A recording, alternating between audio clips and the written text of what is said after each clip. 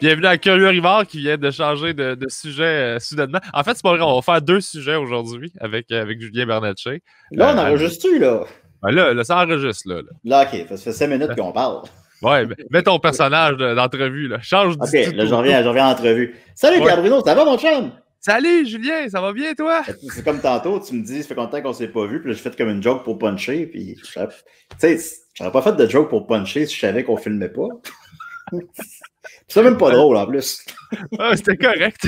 C'était combien de temps? C'était 3 jours. T'es comme, OK, ça fait pas ça. OK. Ben, tu sais, c'est ça, là, t'essaies d'être drôle, mais tu sais, quand t'es ami que quelqu'un, t'arrêtes d'essayer d'être drôle, maintenant, genre. Ben oui, parce que la personne à t'aime, t'as pas besoin de... Non, c'est ça, mais quand tu donnes un show, c'est pas la même affaire, c'est ça. Alors, je sais bien. C'est complexe. T'as senti beaucoup cette pression-là, toi? Mais je pense que tu fais tellement de podcasts que, honnêtement... Oui, je le sens un peu. Je n'ai même déjà parlé avec mon psy. J'essaie de... Ouais, j'essaie de puncher. Mais tu sais, ouais, comment dire? Parce que tant qu'à aller à sous-écoute, tu veux être à la hauteur, là, puis même si ça fait 57 fois que j'y vais, tu veux quand même... je sais pas, tu veux toujours être le plus drôle, tu veux toujours puncher. C'est rough un peu. Peut-être à décider, je mets un petit peu moins de pression là-dessus quand même, là. Mais oui, je la sens. Puis je la sens même quand je croise des fans dans la rue, j'essaie d'être drôle, j'essaie d'être fin. Ben, essayer d'être fin, c'est pas tough, là. Mais... Ouais. C'est vraie merde d'habitude. J'ai envie de les slugger, mais tu sais, je me dis, tu sais, eux, ils me croisent virtuellement depuis 10 ans, puis là, ils me croisent 10 secondes dans la rue, puis je veux comme être. J'essaie vraiment d'être drôle tout le temps, là. C'est l'enfer. Je n'endors pas la nuit. Ouais. Mais c'est correct. Ben oui, mais on s'habitue, là. Absolument, on s'habitue à tout. C'est ça, mais c'est cool pareil, par exemple, parce que tu as eu une belle transition, je pense, entre...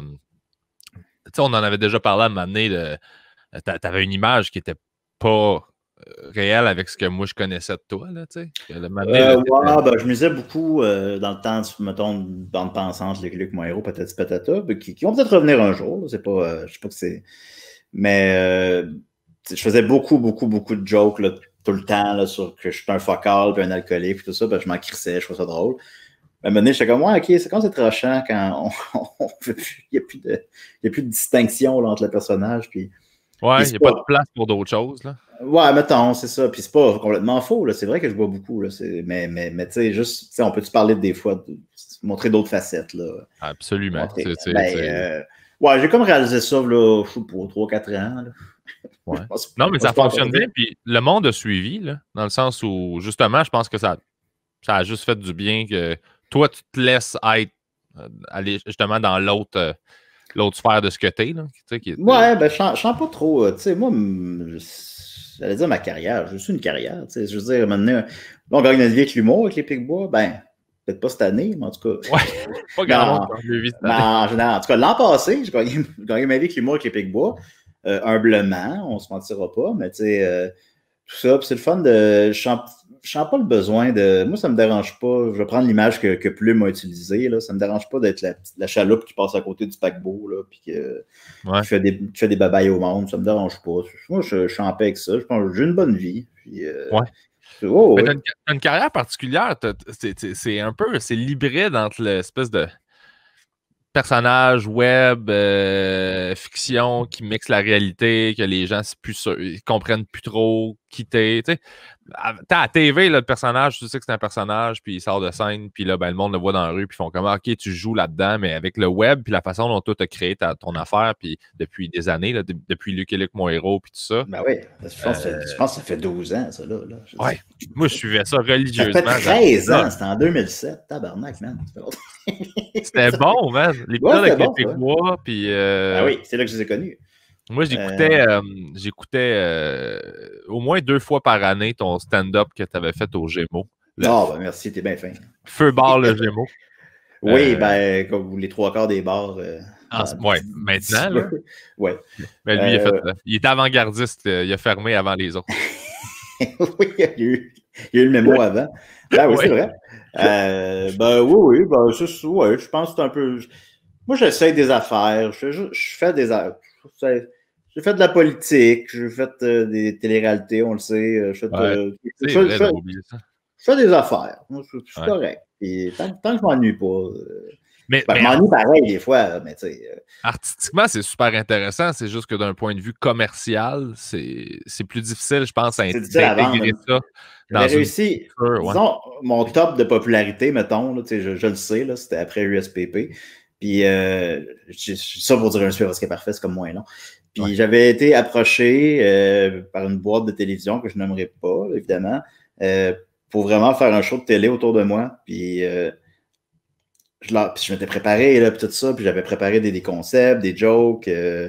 On parle, puis tu sais, c'est vraiment le cliché du concepteur télé qu'on voit dans des films, là, qui est comme un peu vilain, là, puis qui me regarde, puis après une demi-heure que je parle, puis ouais, mais moi, comment je vends ça, Julien Bernatchez? Puis ça a été ça. Ça n'a pas eu lieu pour différentes raisons. On s'est quand même rendu loin dans le processus, mais ça fait ça, tu le sais, ça fait ça parfois. On ne l'a pas eu. Mais ça fait chier quand ils font ça. Parce que mais vous êtes ta job à toi. Vous êtes allé me chercher. Oui, c'est ça, c'est ta job à toi. C'est eux qui sont allés me chercher. C'est pas moi qui leur ai écrit. Ouais. Puis ça finit avec comment qu'on vend ça, Julien Bernatchez. Puis je fais là. Fais ta job, man. Magasin, jase, vends-les. Moi, ce qui me gosse, c'est quand tu vends des projets, puis après ça, ils trippent dessus, puis là, ils te disent mais comment qu'on va financer ça? Puis là, t'es comme mais tu sers à quoi dans le processus, toi, Colin? Je t'arrive avec l'idée, je t'arrive avec toute l'affaire, puis genre, tu l'aimes, puis là, tu dis, ouais, comment je fais pour payer pour tourner ça? Je fais comme, vous faites quoi à votre bureau, juste? Vous avez juste des caméras, puis vous attendez? Genre, je fais comme... Oui. Ben, tu sais, c'était vraiment les plus jeunes, ceux qui avaient plus à peu près approximativement notre âge, ben, ils trouvaient ça bien drôle, c'était juste les plus vieux qui regardent de même avec un crayon dans la bouche, puis... ils comprenaient pas. Mais c'est eux qui sont allés me chercher! Ben oui! Tu sais, si c'était moi qui les approchais et ils ne sont pas intéressés, c'est pas la même situation. Mais vous savez, puis le résultat est là quand même. On est travaillant, puis quand je fais de la télé, ça fonctionne bien. Fait que, de donner plus de chance à des gens, pas juste moi, là, évidemment, là, des gens qui sont plus champ gauche, donnez-leur des chances. Ils le font aux États-Unis beaucoup plus. Il y a plus de chaînes aussi, puis il y a plus d'argent peut-être, puis il y a plus de monde. Oui, mais là, l'argent de la TV s'en va sur le web. Les annonceurs transfèrent tranquillement. Ils réalisent l'impact du marketing ciblé qui est comme beaucoup plus rentable que de juste essayer d'avoir un public cible pour une émission, puis d'essayer de sprayer tout ça, puis d'espérer pogner ton public cible à travers ça. Fait qu'ils s'en rendent compte. Fait que de plus en plus, la TV prend des chances. Là. Le timing commence à être pas mal meilleur pour ça. Puis les exécutifs, justement, ceux avec les crayons dans la gueule, ben, ils prennent leur retraite de plus en plus. Fait que c'est du monde de notre génération qui embarque. Puis qui deviennent avec ces postes-là. Fait que leur vision change aussi. T'sais. On le voit, le changement. Là. C'est juste par rapport au podcast. Là. Il n'y avait pas de podcast avant. Puis là, à cette heure, tout le monde en fait. Tu sais, le nombre de jokes, je sais pas, toi, t'en recevais, là, mais moi, là, des jokes, t'as un podcast, puis c'est quoi non, ça? Moi, en fait, j'en reçois pas parce que ça fait longtemps que je le fais. Fait que ça, je suis en paix avec moi-même là-dessus. Ouais. C'est des CDR, je vous conseille fortement. Ça, c'est vraiment bon. Ben oui, c'est bon. C'est bon, je fais ça avec mes amis les Picbois. Puis avec Murphy Cooper, Étienne Forêt, Linda Bouchard, Nicolas Fournier-Larocque, Mathieu Niquette. Mm-hmm. J'espère que j'en oublie aucun, mais ils ne sont pas tous là chaque semaine. C'est un peu ça. Mais tu sais, ça fait... puis des fois, il y a des gens qui quittent puis des gens qui reviennent. Mais ça fait 10 ans que je fais ça. Fait que tu sais, moi, j'ai pas eu la joke de « un autre podcast d'humour. » Fait que ça, je suis content là-dessus. Moi, je l'ai même si ça fait 4 ans. Ben oui, c'est ça. Je l'ai pareil, puis je suis comme, oui, mais on était 4 là, quand j'ai commencé. Là, mais le monde, ils ne remettent pas en perspective. Fait que... Si on est vraiment honnête, moi-même, je pense à ces choses-là des fois. Là. Je regarde des gens que je ne savais pas qu'il y avait de podcast. Là, puis là, ça arrive comme de nulle part, puis ils ont un podcast, ça dure 4 épisodes, puis t'es, OK, d'accord. Puis c'est sous-écoute, là, c'est juste des podcasts, fait qu'on se reçoit entre nous autres. C'est correct, supposons Thomas Levac qui a commencé l'an passé, puis il est super bon, puis il a sa place. Absolument. C'est pas grave de commencer plus récemment. Là, mais c'est vrai qu'il y a beaucoup de entre nous, puis que ça, finalement, moi-même, je trouve ça drôle, là, dans le sens où tu fais comme, je comprends que podcast d'humoriste, anti-humoriste, tu fais, mais Tu essaies d'amener des sujets différents, tu essaies de trouver une twist différente pour pas que ça vire en pire. Et ton dernier show, c'était comment? Puis, c'était pas le fun. T'es comme, ah ouais, mais là, moi, ce que j'aime, c'est quand ils essaient vraiment d'avoir un concept, là, mais comme trop niché puis poussé, puis c'est sûr que ça marchera pas. Là, puis... parce que je veux rien dire, parce que je veux pas qu'on qu'on puisse cibler ce que juste que. Ben, tu sais, tu trouves un angle là. Tu sais que c'est trop. Tu peux pas faire cet angle-là pendant 400 épisodes, mettons. Là. C'est tout le temps ça que je dis au monde, moi. Dis-toi qu'il faut que tu fasses comme. Tu vas faire 300-400 épisodes avec ça. Là. Fait que si tu te mets des contraintes dès le début, tu vas te brûler. Tu sais, là, les caméras, montage, puis là, t'es comme tabarnak, man. Pour vrai, tu. C'est des on est rendu à 460 épides, là, de quoi de même. Puis, tu sais, l'émission, elle évolue. Il y a des choses qui se maintiennent, mais tu sais, il y a des. Il y a des épisodes beaucoup plus sérieux. Ben, toi aussi, tu fais ça. Il y a des épisodes beaucoup plus sérieux. Je reçois un réalisateur ou, tu sais, là, j'essaie de travailler sur un épisode sur le Octobre 70. Ça marchera peut-être pas, mais j'essaie de travailler là-dessus pour la semaine prochaine. OK, cool. Fait que, ça, c'est sûr que ça va être plus sérieux, tu sais. Puis la semaine suivante, ça va être Maxime qui fait Klaxon, qui a un extraterrestre qui boit son pipi, puis, tu sais, Dom qui fait... le monde de mode, puis tout ça, des personnages qui ont pas... Ben, mode, Dom, il a fait là, 2 semaines Mange-Marde. OK. Et ben, c'est notre premier épisode en studio, là, 2 semaines, depuis le confinement. Ça a fait vraiment du bien. S'il y en a qui ont comme un peu arrêté d'écouter des CDR parce qu'ils étaient écœurés de Zoom, là, j'étais écœuré de Zoom aussi. Là, là on est revenu en studio, puis Chris, ça fait du bien. Là. Puis, mais les 20 premières minutes, il y avait comme un problème de son. Mais finalement, il était juste sur Facebook. Fait que finalement, l'épisode, le son est correct. Mais tu m'entends tout le temps faire « Voyons, tabarnak, le son marche pas. » Puis il y a Dom qui appelle puis qui fait « Ouais, je m'appelle Mange-Marde. Puis ce que vous faites, c'est de la marde. Puis je mange ma marde. » Puis c'est juste ça. Tout est... C'est comme... Les premiers 20 minutes, c'est un fou rire constant de 20 minutes. Ça s'explique pas. C'est un chaos contrôlé, mettons. Là. Puis, je suis fier de l'émission. Je suis fier de la chimie entre les participants. C'est unique, là. Ah, oui. Puis ça s'explique pas en même temps. Nicolas, il est complètement différent des autres. Puis Linda est complètement différente. Puis Murphy, c'est le gars, il est complètement différent de tout le monde. Tout réuni ensemble comme ça donne ça. Puis j'en suis fier. Je le dis, j'ai la meilleure équipe depuis Seinfeld et La Petite Vie. Je suis très content de ça. C'est très nice. Ben, aujourd'hui, ce qu'on fait, c'est justement, on essaie d'aller ailleurs un petit peu avec... Ah ben oui, on a parlé 20 minutes de pas de sujet, là. Ben non, c'est bien correct. C'est une petite C'est bien correct. On prend des nouvelles. Ça fait longtemps. La dernière fois qu'on s'est vu, je pense, c'est quand on est allé voir Star Wars ensemble. C'est vrai. C'est que c'était le fun, ça. Oui. C'était le fun, mais tu l'avais pas aimé, le film. Ah non, c'était pas bon, là, mais... Ben, c'est bien, là. Quand il y avait des... Quand les chevaux, là, sont sortis sur le vaisseau, là. Les chevaux courent sur le vaisseau, puis tu me regardes, fait que c'est de la merde.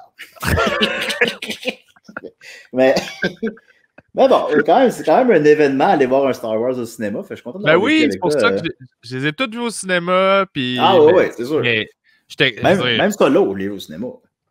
Même quoi? Solo. Oui, je les ai tous vus. Moi, j'ai aimé ça, Solo. J'ai aimé ça au bout. Il est bien, Solo. Il est trop sombre. J'aime pas ça, moi, qui varie un peu. Tu sais, Marvel. Je veux dire, littéralement, l'image est trop sombre. Ah, tu trouves? OK. Ouais, c'était pas clair, mais ce que je viens de dire. OK. Mais non, je l'ai bien aimé. Je trouve comme un western, mais c'est juste... Moi, je l'ai bien aimé. Je trouve qu'il est meilleur que sa réputation l'entend. Mais on dirait en même temps que c'est comme l'archétype du film de trop. Là. Que c'est comme... Ouais, as-tu besoin de savoir l'origine de ses bottes, là, puis l'origine de son vaisseau? Ouais. Tout ça. Mais non, je l'avais bien aimé. Puis Rogue One, il est super bon. Moi, je suis fan. Mandalorian, as-tu écouté Mandalorian? C'est super bon. Mandalorian, oui. J'ai écouté la saison 2 sort bientôt, là, ça va être bon. Là. Ben oui, c'est bon ça. Fait que c'est correct, Star Wars. Là. On est critique, mais. Non, moi, je suis. Ils sont pas obligés de faire ces films-là. Hein. C'est tout le temps ça que je me dis. Ils sont pas obligés, là. Fait que. Pas obligé d'aller voir non plus. J'ai pas à chialer, là. Mais c'est ça, sauf que, tu sais, il est fond, puis ça fait piou-piou, puis il y a des vaisseaux. Moi, je suis bien content, ça me plaint pas. Ben, c'est l'univers, maintenant, il y a comme ses limites, là. C'est que. Ouais. Il y a eu comme. Tu sais. Il n'y a pas eu de film pendant, je sais pas, 15 ans, là, je sais pas le chiffre exact. Puis là, après ça, là, c'est comme un film par année, puis un jeu vidéo, puis une série télé, puis un truc. Puis là, tu sais, maintenant, c'est... l'impression qu'ils ont voulu faire un Marvel là, avec un gros univers étendu, puis ils cherchent un peu. Ouais, mais c'était pas de Star Wars que je voulais te parler. Non, c'était de quoi tu voulais me parler aujourd'hui? On avait prévu 2 sujets, finalement. Quand on s'était parlé il y a 4 jours, je t'ai dit qu'on parlerait de box-office. Oui. Parce que j'ai un podcast sur le sujet qui s'appelle Box-Office, tous les jeudis à Choc. On a pris un gros break, là. Tout le temps de la pandémie, on a pris un break parce qu'il n'y a pas de... on n'a pas accès au studio, il n'y a pas de cinéma. Dom et moi, on est tous les deux pas bons avec la technologie. Parce que ce qu'on se fait vraiment mal, je ne sais pas comment on fait pour faire ça. Parce que je le fais avec Dom Massy des Picbois. Fait qu'on a pris un break, mais on a recommencé il y a 3 semaines. Puis c'est ça, j'ai une passion pour le box-office. Mais je me dis, je crois que, je sais pas, je crois que j'en parlais souvent de ça, peut-être un peu. C'est sûr que quand j'en parle, c'est fascinant, mais je crois que j'en parlais peut-être souvent. J'ai réfléchi un matin, puis je me suis dit, il faut peut-être parler d'une autre de mes passions, que ça, je suis pas mal sûr d'en parler moins dans des podcasts, et c'est la BD franco-belge. OK. J'aime ça. On a déjà fait un spécial bande dessinée, mais c'était plus large avec Jake Dion et Olivier Carpentier. Mais je suis pas là, on s'entend, j'ai pas écrit de texte. Là. T'as pas besoin d'avoir préparé quoi que ce soit. Je n'ai pas préparé un exposé oral, là, mais... C'est un sujet que tu connais bien, en fait. C'est un sujet que je connais bien. Puis je pensais particulièrement, en fait, les hebdomadaires de bande dessinée franco-belge. Fait que là, j'en avais amené quelques exemples avec moi ici.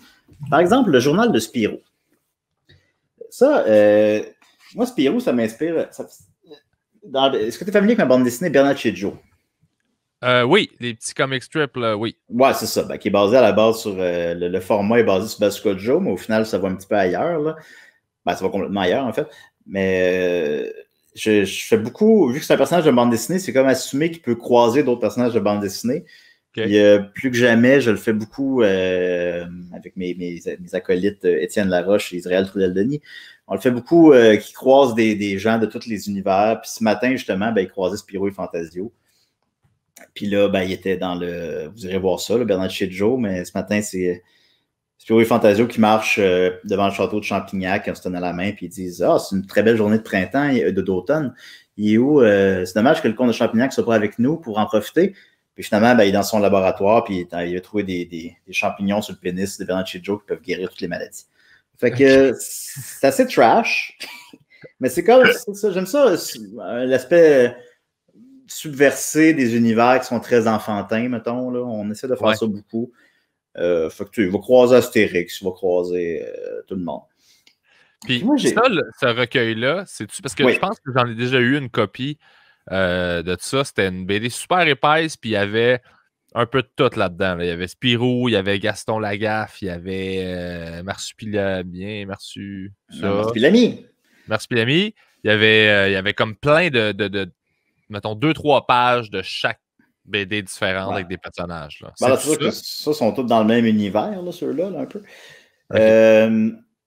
Mais comme un recueil, là. Mais ça, tout le monde a déjà eu ça qui traîne chez eux maintenant. Ça c'est le tome 156. Bon, on ne voit pas très bien.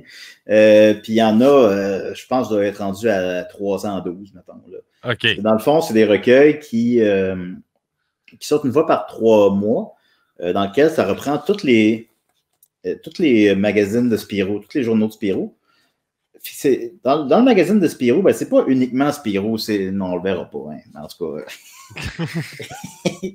Pense à l'audio aussi. Oui, c'est ça. Mais en tout cas, c'est gros, hein. Mais c'est pas uniquement Spirou. Dans le fond, c'est les éditions Dupuis. Fait que là, il y a les autres héros des éditions Dupuis.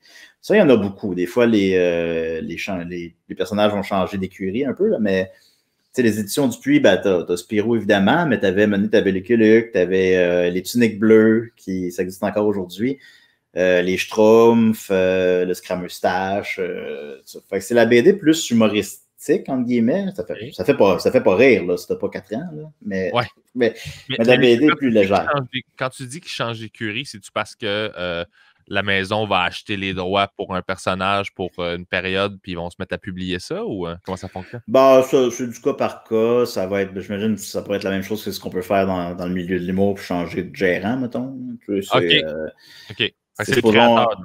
Lucky Luke, pendant ses 31 premiers albums étaient diffusés publiés dans le journal de Spirou.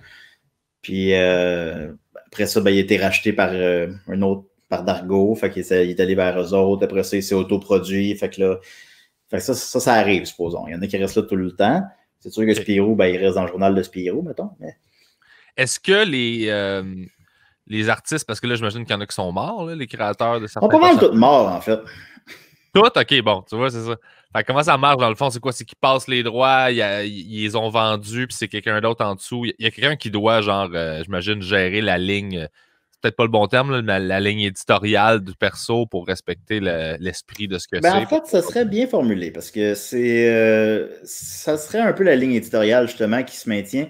Quand je dis sont toutes morts, ils sont toutes morts, c'est les héros classiques, les auteurs des héros classiques. Supposons Peyo qui fait les Schtroumpfs, il est mort en 92.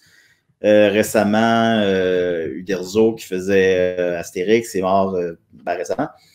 Franquin qui a fait Les Meilleurs Spirou, qui faisait Gaston, qui a créé le Marsupilami, il est mort en 97, quelque chose comme ça. Fait que sont tous en fin de vie ou morts, mais ça, c'est les héros classiques. Là, après ça, ben, c'est du cas par cas qu'il y en a des héros là-dedans qui sont repris par d'autres auteurs. Mais sinon, la revue, elle continue d'exister par sa ligne éditoriale, justement, que c'est le même type de bande dessinée. Ça ne sera plus le Scrameustache, parce qu'il n'y en a plus des Scrameustaches. Ben, il y en a peut-être encore des Scrameustaches, en tout cas. Ce sera plus. Mais ça va être d'autres BD qui sont un peu dans le même ton, qui sont des BD un peu qui sont colorées, légères, humoristiques, des bonhommes avec des gros nez. Okay. Spirou, c'est la bonne humeur, mettons. Okay. C'est une nouvelle BD. Il y a, par exemple, Les Nombris, c'est fait au Québec. Ben, c'est fait par 2 créateurs québécois, plutôt, un couple de Québécois. Puis c'est un des plus gros titres du Journal du Puy, du Journal du Spirou. Puis c'est parce que c'est dans le même ton un peu que ces anciennes bandes dessinées-là. C'est toujours très léger. Fait que c'est le fun. Okay. Puis vraiment, ça m'obsède. Ils sont rendus à 3400 numéros, mettons. Là, c'est impossible de suivre ça. Mais j'aime ça de temps en temps, lire ça, ouvrir ça. J'aime l'odeur du livre. J'aime... ça te ramène en enfance. C'est très léger. Puis c'est tout pas bon, là. C'est tout pas... L'écriture est jamais vraiment bonne? Non, c'est bon parfois, évidemment. Là, mais globalement, c'est... En plus, tu prends juste des moitiés d'histoire, parce que quand c'est des histoires à suivre, ben, il y a 4 pages, puis ça suit au prochain numéro, mais des fois, maintenant, tu n'as pas le début ou tu n'as pas la fin, des fois. Là. Fait que, tu peux même pas suivre les histoires vraiment. Mais, le but de ces recueils-là, c'est quoi exactement? C'est de faire la promotion des BD indépendantes pour que les gens aient les acheter? Ou ce serait de se débarrasser des excédents des numéros, mettons. Okay. C'est que, je sais pas, ils en vont publier, j'ai pas les chiffres, mais je sais pas moi, 80 000 copies, puis ils en vendent 46 000 copies, puis là, ben, les 34 000 autres copies, ben, ils en font un recueil qui vendent moins cher que si tu achètes les BD individuellement. Puis, c'est ça, c'est un périodique, fait qu'il n'y a pas uniquement, il y a aussi il y a de la pub, sinon il y a des éditoriaux, des petites affaires, courrier du lecteur, trucs comme ça. C'est aussi un voyage dans le temps que j'apprécie. Lire une vieille BD, on sent qu'elle a 50 ans, on le sent physiquement, on sent l'odeur qu'elle a 50 ans, puis regarder les vieilles pubs de jouets, de vieux G.I. Joe, mettons, tout ça, j'aime cette expérience-là, ça me rend comme nostalgique de choses que j'ai pas vécues, mettons. Ouais. C'est une culture en soi que espèce de rétro, mais on le vit avec le rétro gaming, là, mais là, c'est version les premières affaires qu'il y avait qui étaient des bandes dessinées. Puis... Ouais.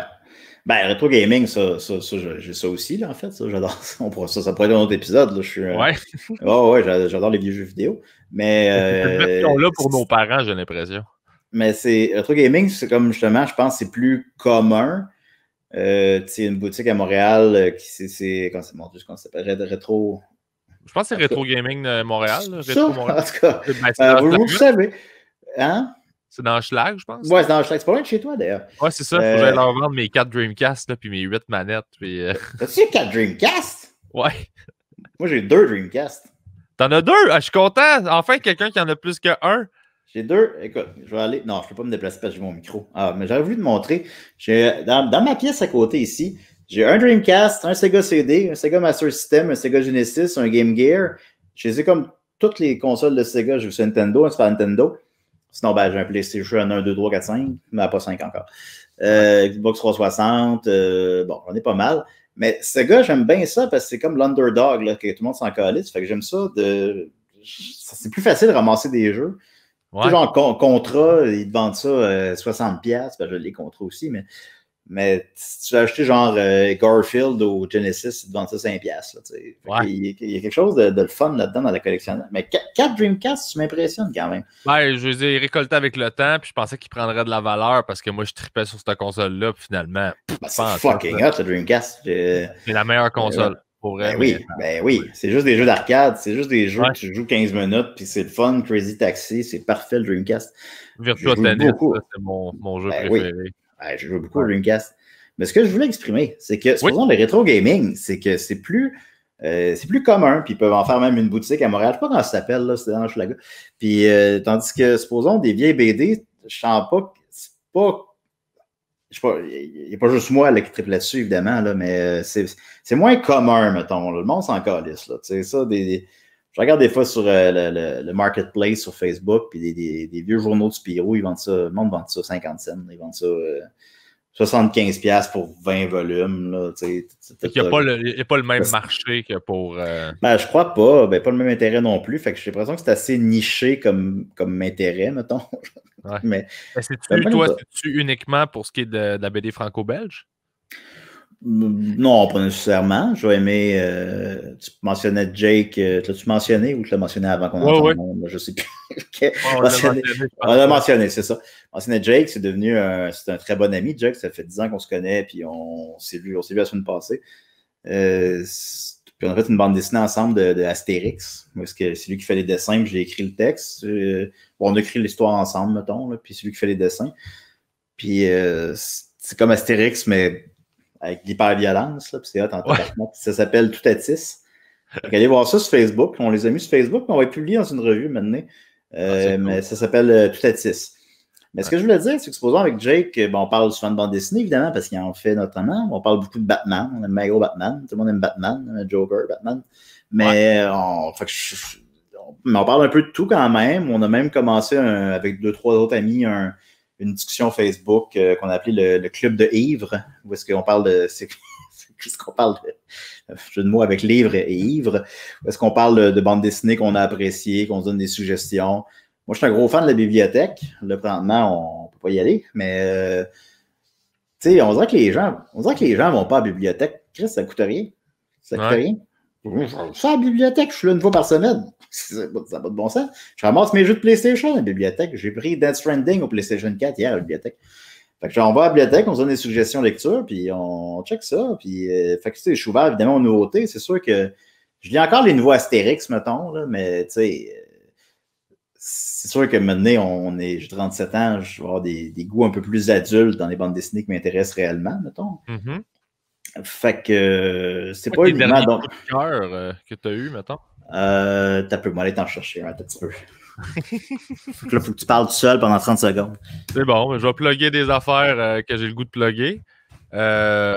Ceux qui ont suivi l'épisode avec Olivier Carpentier et Jake Dion, on parlait de Far Out, qui est une série de BD justement que Oli dessine. Et je pense qu'il écrit aussi. Faudrait juste. Je ne l'ai pas lu, je ne la trouverai pas avant qu'elle revienne. Far Out 3 va sortir en octobre. Là. Fait que ça va être très cool. Je suis bien content. Allez acheter ça, allez encourager la BD. Vous pouvez aller à la librairie Z, qui est dans Hochelaga, qui est une très belle librairie. Et sinon, Zai. La la la la la. Je suis en train de plugger, j'ai plugué Far Out 3 qui va sortir, puis là, je pluguais Zai, une BD française, je pense, que j'ai découvert qui est fucking drôle, qui se lit super rapidement, mais c'est vraiment, vraiment, vraiment bon. C'était Guillaume... bon, évidemment, j'oublie son nom, mais il est super fin, je l'adore. Du même auteur, j'en ai une, en tout cas. Ben là, je voulais faire ça vite, pas te faire attendre. Ben non, il n'y a pas de trouble, vas-y. Mais la BD Extase de Jean-Louis Tripp, et alors ici qu'on peut voir, puis que dans le fond, pour la version audio, ben, ça ne servait à rien que j'allais la chercher. Où est-ce que c'est quelqu'un qui parle de toute son éducation sexuelle, de toute sa vie, avec ce qu'il y a de beau, puis avec ce qu'il y a de laid. C'est la jalousie, la passion. La passion, ça a des hauts, puis ça a des bas, puis tout ça. Puis c'est vraiment... Non, Extase de Jean-Louis Tripp, là, je l'ai lu, j'ai pas été capable d'arrêter. C'est ma mère qui me l'a acheté, je me suis pris. J'ai lu ça d'un coup, puis j'adorais ça. C'est très mature. Puis on vit tout ça. On parle pas de ces choses-là, mais on vit toutes des frustrations sexuelles, des passions, des trucs. Des douleurs de. Oh, ouais. Des trucs oui, quand tu es en peine d'amour, des affaires que ça te joue dans la tête, ça te fait mal en dedans. Puis... la jalousie, des choses. Pas nécessairement des choses belles, mais c'est juste qu'on peut en parler, tu sais, je sais pas. Mais il y a des belles choses aussi là-dedans, c'est ça. C'est juste son parcours sexuel, mettons, sans compromis. Puis il va assez loin là-dedans, il a fait des orgies avec sa blonde, parce qu'avec sa blonde, il baisait plus. Puis après plusieurs années, fait qu'ils sont mis à participer à des orgies. Puis là, il regardait elle se faire baiser par un gars plus beau que lui. Puis là, il devenait jaloux, puis il disait, ben là, c'est supposé être moi, tu sais, de faire comme ça. Mais tu sais, c'est bien amené, c'est de manière intelligente. J'ai adoré ça, franchement. C'est un médium intéressant aussi, la BD, pour aller parler de ces sujets-là. Puis c'est cool comme proposition, je trouve. Ben, ça fait des belles images. Sinon, ici, Blast de Manu Larsenet, c'est l'intégrale, c'est assez gros, là, mais c'est aussi sur le parcours de la dépression de quelqu'un.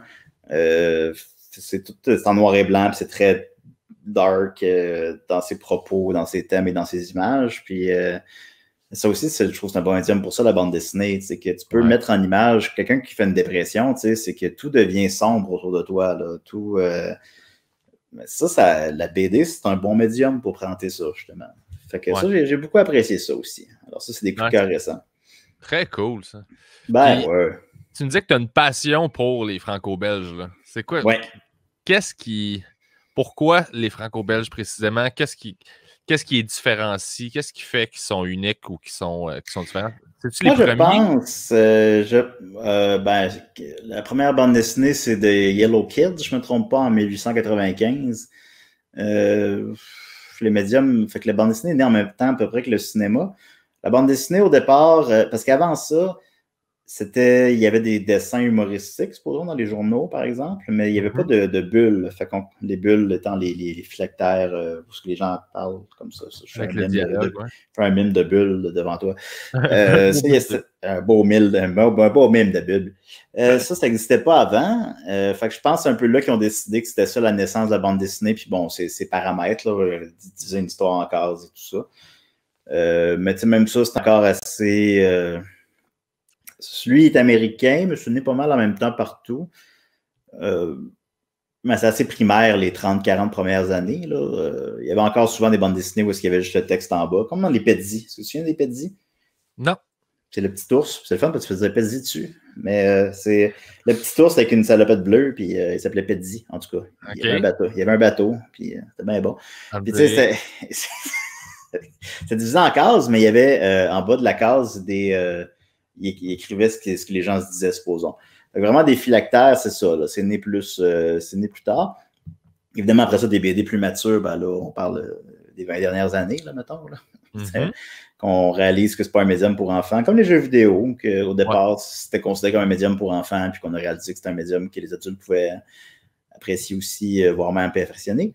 Puis, moi, la bande dessinée franco-belge, supposons, je pense que la fascination, il y a un peu parce qu'il y avait ça beaucoup chez nous. Mon frère en avait beaucoup, mon grand frère, Simon, que je salue, qui habite à Quelhuit. Il y en avait beaucoup, fait que je lisais ça souvent. Puis c'est ça qu'il y avait à la bibliothèque, mettons, de l'école. Tu sais qu'on a la bibliothèque à l'école. Puis là, il y avait des frissons. Il y avait des frissons, il y avait des courtes échelles. Il y avait des J'aime lire. Mais J'aime lire, qu'est-ce que tu lisais dans J'aime lire? Tu lisais la bande dessinée à la fin, Carolus? Ouais. Tous les fans de J'aime lire là, qui nous suivent, là, qui replacent de quoi je parle. Là. Comment le magazine des débrouillards. C'est Tom Tom et Nana. Les débrouillards, qu'est-ce que tu lisais? Tu lisais Beppo? Tu lisais des bandes dessinées? Moi, je n'étais pas un gars de bande dessinée. Moi. C'est pour ça que c'est un univers qui m'est complètement étranger. Ah non, moi j'aimais. On dirait que c'était la récréation. C'est ça que j'aimais. Puis je me souviens, tout le monde courait vers les Garfield, mettons.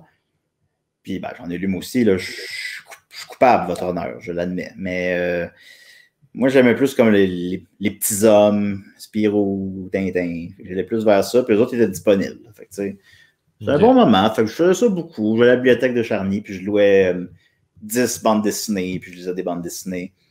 Fait qu'on dirait que peut-être ça me rapportait à cette époque-là. Je me dis qu'un psychologue pourrait creuser là-dedans.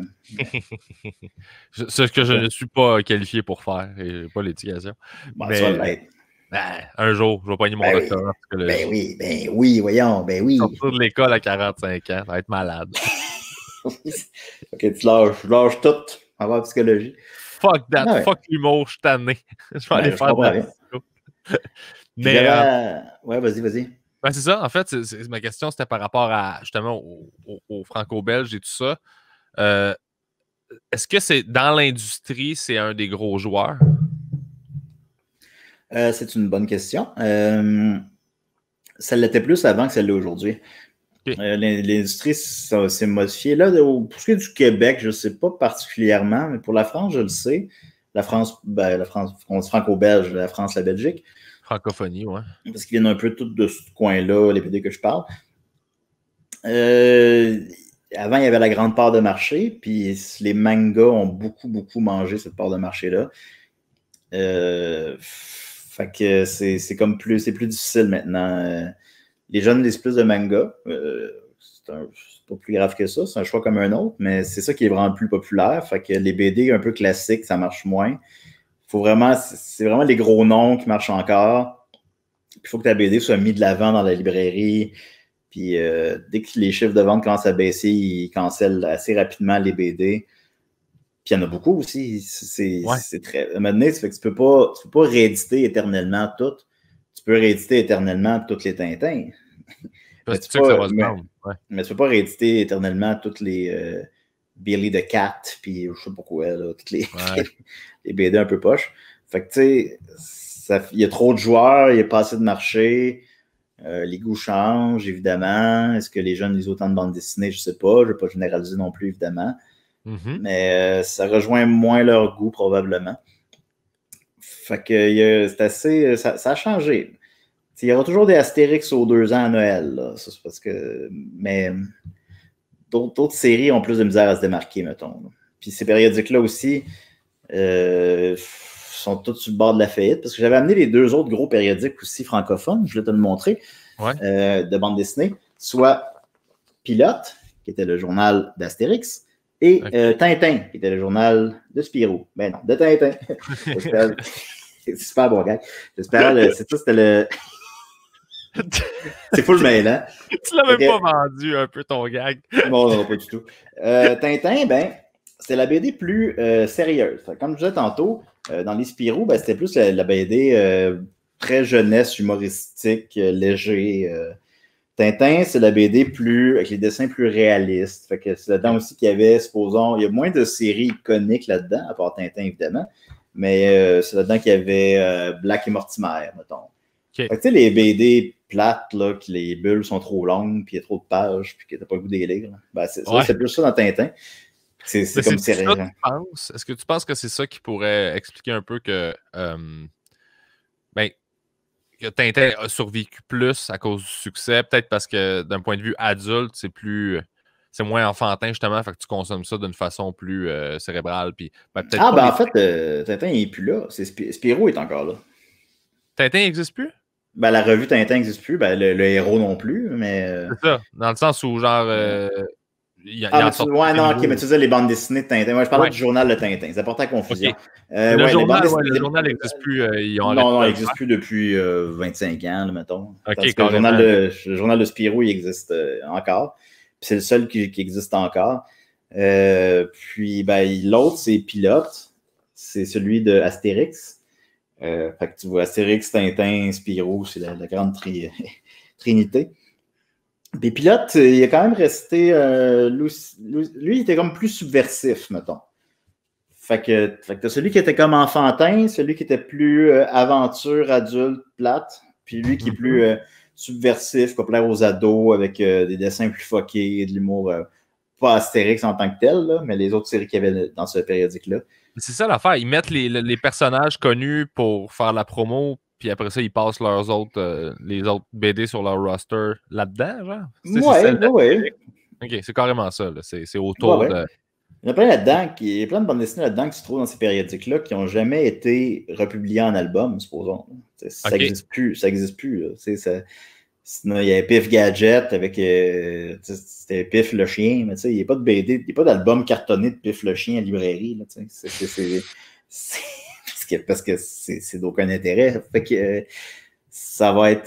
c'est juste comme du remplissage, là, tu sais, c'est des BD moyennes, là, mais qui sont dans un ton, qui sont tous un peu dans le même ton pour la revue, puis que tu achètes ça t'achètes ça à l'époque $2, $3, puis lire ça dans le cours d'école, mettons. Fait que l'intérêt, c'est vraiment juste de rentabiliser les excès, là. Les excès d'impression. Il faut, ouais. C'est sûr que comme supposons, quand les vieux albums de Spirou, des vieux de Spirou Magazine, quand c'est un dessin de Franquin sur le dessus, il va le plus cher. Quand c'est juste du remplissage de vieilles séries, ça vaut rien. Okay. Il y a comme rien qui est. Il n'y a rien d'encore valable aujourd'hui là-dedans. T'as-tu une. C'est quoi la BD que t'as chez vous, peut-être qui vaudrait le plus ou qui vaut le plus?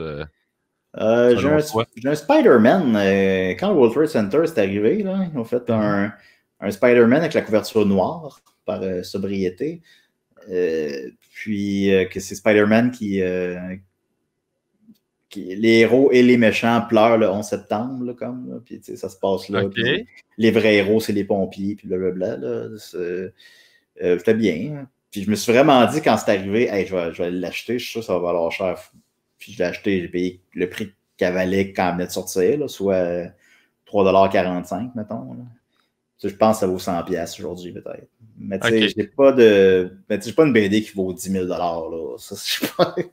T'as pas eu une note même là, que tu as trouvé quelque part, que tu fais aux personnes, ça vaut cher. Puis... Ce serait plus dans mes jeux vidéo, ça. J'ai pas mal de jeux vidéo qui valent assez cher.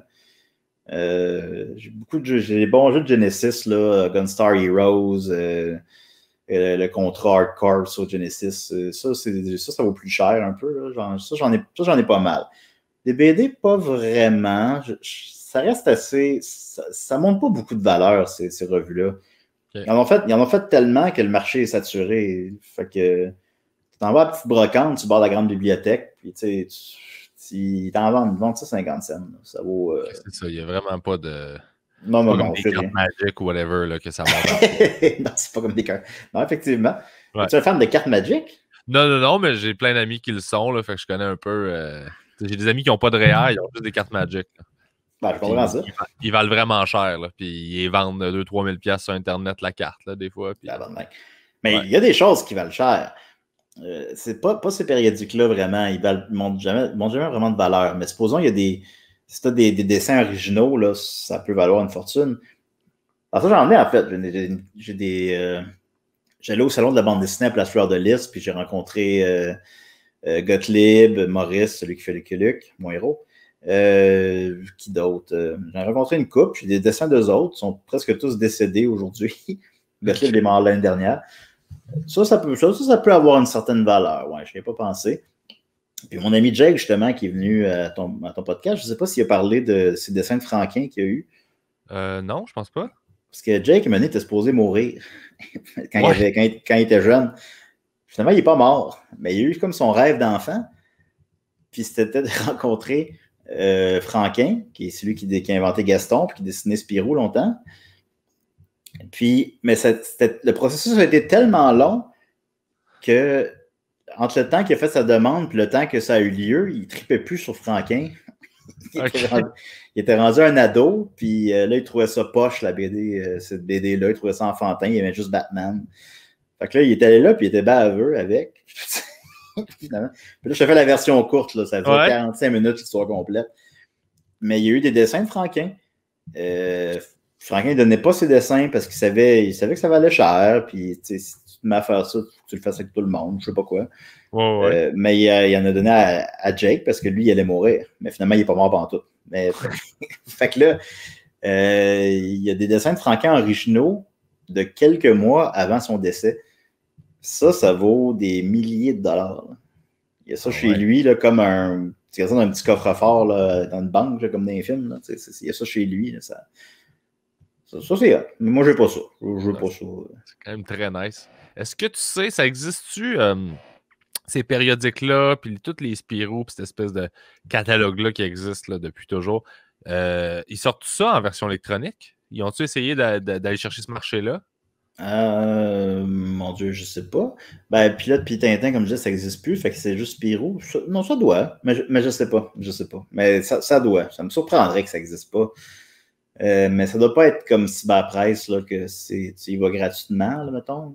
C'est Je suis ça, pas faut que mal tu sûr. Ouais, faut que tu t'abonnes. Ça doit coûter moins cher que la version physique, mais tu sais.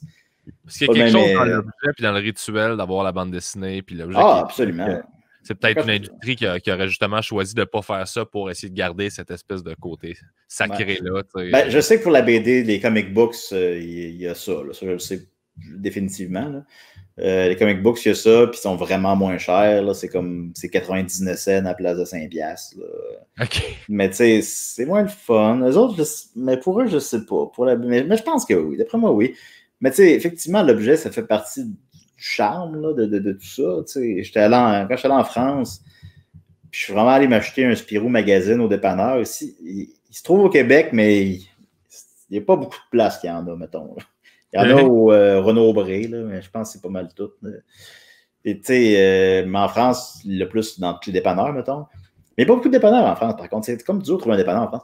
Ouais. Puis là, ben, je m'en vais là, puis je m'achète un Spirou, puis je suis allé le lire dans un parc, puis c'était comme vraiment un beau moment là, que je vivais. Je n'aurais pas vécu ça en achetant la version électronique, puis en le lisant sur mon cellulaire. J'aurais pas fait ça, j'aurais niaisé sur Facebook. Là. J'aurais pas lu un Spirou. Fait que ça a eu pas. Est-ce que la question que je m'en allais te poser, c'est quoi? Voyons, si je viens de l'échapper. Hey, pas de stress, oui, ce que tu n'as jamais vu ou ce que tu rêverais de voir dans une BD, quelque chose que tu penses qui manque, quelque chose que ce médium-là devrait exploiter plus ou que tu aimerais voir. As-tu des fantasmes en termes de BD? J'ai bien des fantasmes en termes de BD. Non, je sais pas. C'est une question intéressante. Ou des trucs qui t'ont déstabilisé, tu sais. Ben, c'est que là, maintenant, ça va loin. Là, maintenant, pas dans ce que je parle, là, pas dans Spirou, Tintin, Pilote. Là, ça va pas bien loin. Là, c'est le statu quo, ça finit toujours pareil. Il n'y a pas de problème. Mais j'ai comme une BD qui s'appelle Mon ami Dahmer, puis c'est Jeffrey Dahmer, son nom, je ne me trompe pas. Tueur en série, puis c'est une bande dessinée sur un gars. Le BDiste, il était ami avec cet homme-là au secondaire. Avant que cet homme-là fasse ses crimes, il a comme assassiné 27 hommes, je ne sais pas quoi. Bon, une affaire qui est horrible. Là. Mais il l'a connu pendant un an, il l'a côtoyé pendant un an quand il croit à l'école. Puis il le voyait des fois, puis c'était pas son ami, c'était un gars weird, mais vu qu'il était weird, puis eux, c'était des adolescents, ben, il le trouvait drôle. Il trouvait ça drôle de passer ce temps. Même pas nécessairement pour rire de lui, mais juste, il était weird. C'est divertissant, ouais. Genre, jusqu'à ce que maintenant, il soit juste trop weird, là, puis qu'il se tanne, puis qu'eux autres continuent leur vie normale d'adulte, puis que cette personne-là un peu quitte leur vie. Mais tu sais, c'est des thèmes, même dans le cadre de films, quoique c'est pas le bon exemple, parce qu'on fait un film XBD-là, mais même dans le cadre de films, des fois, j'ai l'impression qu'on ne va pas jusque-là dans les thèmes qu'on aborde. Dans la bande dessinée, ils vont assez loin quand même. Il y a beaucoup de récits autobiographiques de gens qui sont pas, qui sont un peu mésadaptés sociaux. Fait il n'y a pas grand-chose, non, que je verrais. Puis sinon, comme je disais, je fais ma propre BD. Fait que, moi, j'ai le privilège de pouvoir faire ce que je veux. Supposons, mes amis pourront le dire, j'ai une obsession pour la bande à Picsou aussi. Fait que là, supposons, là, mon personnage s'est habillé comme Picsou récemment. Fait que là, il y a une BD avec la joke, c'est qu'il n'y a pas de culotte, puis il y a la graine à l'air. Puis bon, tu sais, mais faut le voir pour comprendre, là. Mais... Oh, ouais. Mais, des copies physiques de ça? Pas encore, on aimerait ça. Ça a été... on veut ça. Ça fait longtemps qu'on le fait quand même. Là. Ça fait 5 ans, je pense, là, qu'on continue. T'en as assez, là. J'en ai en masse. Les premières années, on le faisait à chaque semaine, là, sur 2 semaines. Puis des fois, on prend des petits breaks, mais on continue. Puis on a justement lancé un ce matin. Allez voir ça encore une fois, Bernard chez Joe. On sait aussi trouver des manières de renouveler le personnage. On ne s'assied pas sur nos lauriers trop. On a eu des changements de dessinateur, mais là, celui qu'on a depuis 2-3 ans, ça va être lui pour le reste de la run. Là. donné, j'étais plus actif sur essayer de faire un album, mais c'est compliqué, hein? Je sais pas. Ouais, ben non, c'est ça qui arrive. Mais ben, c'est bon, mais c'est c'est parce que le produit est de qualité, je crois. Je sais que ce ne sera pas à moi d'en juger, mettons, là. Mais les dessins sont beaux, les gags sont bons, le produit est là. Puis il y a un marché aussi, il y a du monde. On se fait écrire à chaque semaine quand est-ce qu'il y a un album. On peut en vendre, je ne sais pas que ça va être un blockbuster, là, mais on peut en vendre. Là. Je pense que tout est là pour que ça marche. Puis avec tous les canaux de communication que tu as, je veux dire, tu pourrais facilement l'autoproduire. Puis, Ben, ça va probablement finir comme ça. Au départ, on écrit à des éditeurs. Je dis on, parce que je l'écris avec mon ami Israël, puis c'est Étienne qui fait les dessins, mais il contribue au gag aussi, là, fait qu'on l'écrit à 3. Là. On écrit à des éditeurs, puis on a toujours eu des réponses, puis des réponses enthousiastes, mais c'était « Ah, ben nous, on ne publie pas de BD. Ah, ben c'est trop trash. Ah, ben en couleur, ça coûterait trop cher. Ah, ben... » Puis sinon, ce qui est problématique aussi, c'est que c'était à la base d'un pastiche de Bazooka Joe. Là, si tout était à refaire, ben j'aurais pas fait ça. Pourquoi? Parce que faut que tu payes des droits? Faut pas que tu payes des droits parce qu'il y a un droit, on a le droit à la parodie. Puis non seulement ça, mais tu sais, c'est complètement éloigné de Bazooka Joe, ça n'a rien à voir. On a juste repris comme le concept de 3 cases. Tu sais. Mais on est comme... Pour ça, des éditeurs aussi sont un peu mal de ça. Fait que ça a toujours été ça. On a toujours des réponses. Puis oui, c'est trash, mais tu sais, il y en a plein de BD trash, là. C'est pas si pire. Tu sais, on établit quand même des limites au héros, là. Il sera pas pédophile, zoophile, violeur, je sais pas quoi. Tu sais, il y a quand même des certaines limites, même si le gars, il est fucké, là. Tu sais. Ouais. C'est pas si pire que ça, il me semble, mais en tout cas, on n'y arrive pas. Fait que là, on a un peu mis ça de côté, mais on continue à les publier. Puis là, ben, je me dis, bon, je ferai l'auto-publier. J'ai parlé à une amie qui fait de la BD, qui s'est auto-publiée. Elle m'a expliqué ce qu'elle faisait, puis ça avait l'air un petit peu compliqué. Ça se fait. Il y a des gens qui le font, puis si vous avez des conseils pour moi, écrivez-moi, je serais très, très curieux de les entendre. Mais il fallait vraiment comme à poster les BD une à une là, physiquement au bureau de poste, là, mettons. Là, ah ouais, c'est ça, c'est du trouble. Là. Ça se fait, là, mais tu sais, c'est... Mettons qu'on en vend 600, mettons. Ouais. Là, il faudrait 600 fois au bureau de poste. Je sais pas, là. Je trouve ça... Ouais, c'est géré comme gérer de la merch, là. T'as un inventaire, puis c'est du trouble, là, je comprends. Ben oui. Puis tu sais, on fera pas d'argent, là. Mais j'ai un... je veux pas qu'on en perde. Hein? J'ai un auditeur du Carré, Éric Pelado, qui fait qui reprend des gags d'humoristes aussi, puis qui est fait. Lui, il a dessiné longtemps dans Safari. Ah ouais. Il s'est monté un recueil lui-même de tout ce qu'il a fait à travers les années, puis il l'a auto-publié sur Amazon. Fait que dans le fond, je l'ai acheté, ça m'a coûté comme 20$, puis c'est arrivé chez nous, puis c'est géré, l'inventaire est géré par Amazon. Ouais. Puis je pense que tu envoies ton document là, puis tu valides l'impression, j'imagine. Là. À partir de là, ben, les gens peuvent l'acheter là, puis c'est eux autres qui gèrent toute l'impression. Tu peux l'avoir, j'imagine, hardcover ou mou, je sais pas trop comment ça marche. Fait que, il y a ces options-là. C'est sûr que ça fait moins de profit rendu là. Fait que c'est une question d'argent rendu là. voir les profits, c'est vraiment pas... Comme je disais, je veux pas qu'on perde de l'argent, mettons. Là. Non, c'est ça. Ça ou très peu. Là. Mais les profits, c'est pas... Ça va, là. Ça me dit pas ça. Moi, je veux la fierté d'avoir publié un livre dans ma vie. Ouais, je comprends. Puis on peut aussi, on a le matériel. Ben, je sais, mais après ça, l'argent, je veux dire, on est 2 auteurs, puis il y a eu 4 dessinateurs au fil des années. Et l'argent, là... Il n'y en aura pas, là. Il n'y en aura pas, puis je ne veux pas le vendre 50$, le style livre. Ouais, je comprends. Si possible, le vendre 20$, mettons, 25$ peut-être. Je ne sais pas, je ne vais pas avancer de chiffre. Là. Ouais. Mais... moi, je l'achèterais. Ben, merci bien, Bruno. T'es un client. On a déjà vendu un. Non, je vais t'envoyer 25$, puis ça va être ton fonds de commerce pour commencer à... Envoie tout de suite 25$.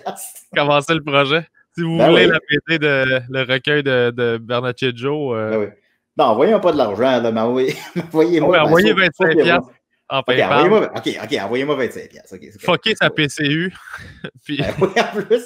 Ah non, elle est finie la PCU, fait que ça, c'est correct. C'est vrai, elle est finie. Elle est finie, qu'est-ce que tu veux? On n'a pas fait de show. Ouais. Ah, c'est lourd, ça.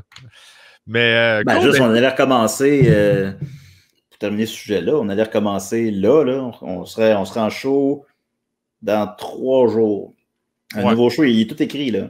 C'est le grand show d'humour drôle, les Pic-Bois. Puis, hey, c'est drôle, là. Je veux dire, je veux pas en dire, je veux rien dire, mais on faisait une lecture chez Max, là, avant quand on savait pas que tout serait, que ça n'aurait pas lieu, là. Puis, hey, c'est niaiseux, là, mais le fun, là. Toutes les sketchs sont... Puis, ils ramènent des vieux personnages, je veux pas dire rien, mais ils ramènent des vieux personnages, c'est le fun. C'est vraiment, là, c'est juste épais, mais dans le bon sens du terme. Poster, c'est un gros gâteau. C'est juste ça qu'on a besoin, là. Ouais. Mais non, finalement, ça ne sera pas en octobre. On se croise les doigts pour novembre. On n'a pas poussé les dates de novembre. Toutes les shows d'octobre vont être en novembre. Fait que si en novembre, on fait des shows, on va faire vraiment beaucoup de shows, puis c'est le fun. Ben, c'est ça. Ça fait, je pense que je suis pas monté sur scène depuis février. Ouais, c'est ça. Ouais, c'est l'enfer. Mais bon, je ne suis pas le seul dans cette position-là. Alors, ça. On fait des podcasts en attendant. Ah, j'en fais des podcasts. Des podcasts sur Zoom. On en fait. En terminant, justement, parce que finalement, on ne fera pas box-office. Les gens peuvent écouter box-office. Mais... sinon, j'en ferai un autre une autre fois. Là. Oui, c'est ça. Je réinviterai. Écrivez-moi en dessous de la vidéo sur YouTube là, si vous voulez avoir un épisode dédié au box-office. Mais... Tout le monde écrit qu'ils veulent pas ça. Non! Oh mon Dieu, non! Tout sauf ça! Ça m'intéresse qu'on en parle éventuellement parce que justement, c'est tellement... C'est un monde complètement que je connais pas en tout, puis t'es un expert là-dedans, fait qu'éventuellement, on fera un épisode là-dessus. Ça me fera plaisir. Un autre, tu sais, je suis pas capable de dire non, écoute, puis... Mais tu sais que j'abuse de ce pouvoir-là. Écoute, vas-y, go. Maintenant, c'est ça. Je voulais faire autre chose un peu, mais comme le mentionne Pierre Bruno, Box Office, tous les jeudis sur les ondes de choc, vous faites juste googler Box Office, vous allez le trouver. Ou allez sur ma page Facebook, vous allez le trouver. Ouais. Puis tous les jeudis, je fais ça avec mon bon ami Dom Messi, puis on parle de cinéma. Puis si le sujet vous apparaît pointu, là, on fait bien des jokes aussi. C'est très léger. Là. Oh, ouais. C'est toujours le fun. C'est tout le temps le fun à écouter. Vous êtes parfait pour vrai. Là. J'adore ça. Là, venant du gars le plus parfait que je connais. Ah, toi. Sinon, t'as des CDR? Des CDR, on a recommencé aussi tous les samedis. Ça aussi, c'est rendu compliqué. On peut pas. On a recommencé à avoir accès au studio, mais on peut pas recevoir d'invités. OK. Puis la moitié de l'équipe ne veut pas aller en studio, puis je le respecte. Mais en tout cas, on a recommencé, puis à date, ça va vraiment bien. Fait que c'est le fun. Fait que ouais, Box Office le jeudi, des CDR le samedi, Bernaccheggio un lundi sur 2. Puis sinon, mes hilarants montages photos sur Facebook, toutes mes petites niaiseries. Allez, faites juste m'ajouter sur Facebook, puis ça va être là. That's it. Merci beaucoup d'avoir fait beaucoup de shows en novembre. Là, aussi. Ouais, ça, on se le souhaite, là. Ouais, fait que vous irez voir les dates sur le site des Pic-Bois. On le fait 10 fois à Montréal. Il y a déjà 7 fois qui sont remplis. On le fait 2 fois à Québec. C'est pas encore sold out, mais ça s'en vient. On le fait 2 fois à Alma. Il y en a un des 2 qui est sold out. On a d'autres villes que je peux pas annoncer tout de suite, mais on s'en vient. On vous écoute. Fait que, ça va être un beau mois de novembre. Oui. Ah, j'ai hâte de voir ça. Là. Je vais aller voir votre show. Ça va me faire du bien de juste lâcher mon fou. Là. Vos shows sont tout le temps bons. Là. Ils sont tout le temps magiques. C'est tout le temps...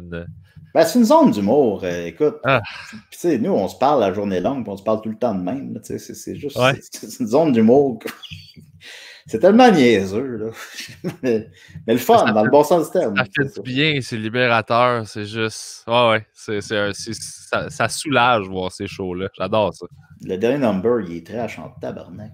Fait que viendrez voir ça. Oui, avec plaisir. Fait que, merci beaucoup d'avoir fait ça. T'es super fin, man, d'avoir pris ton temps. Merci à toi, Pierre Bruno. C'est super intéressant. Puis j'ai hâte de te voir et de te faire un gros câlin quand on va avoir le droit. En 2024. En 2024, c'est bon. Book-toi, on se trouve une date OK. Off the air, puis on va se faire un câlin. J'aimerais ça. Ciao. Merci, man. T'es fin.